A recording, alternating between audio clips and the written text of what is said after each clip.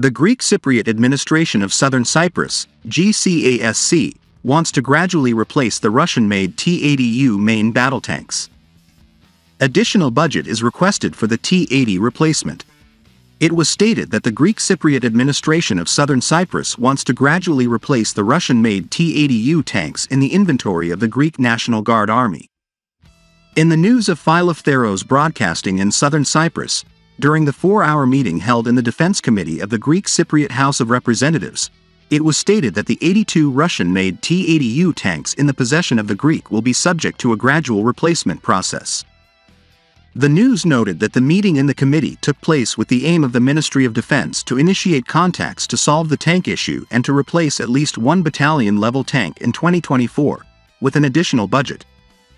It was stated in the news that there is still a question mark where the Ministry of Defense will turn to replace the 82 T-80U tanks purchased from Russia in the 1996-97 and 2010-11 periods, and that Israeli-made Merkava tanks are on the table.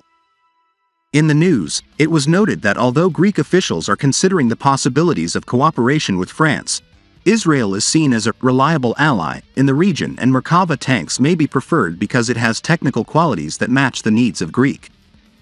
According to previous reports in the Greek and Israeli press, the Greek Cypriot administration of Southern Cyprus intends to purchase the Merkava Mark III tanks, which were used as main battle tanks in Israel until 2016 and were later taken out of use with the commissioning of the Merkava Mark IV and Mark Vs, at an affordable price. While it was claimed that some Greek sources claimed that Greek wanted to purchase a completely fifth-generation Merkava,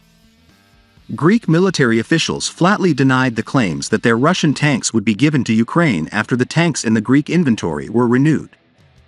The Greek Ministry of Defense allocated approximately 200 million of the 523 million euros it envisaged in the 2023 budget for armament.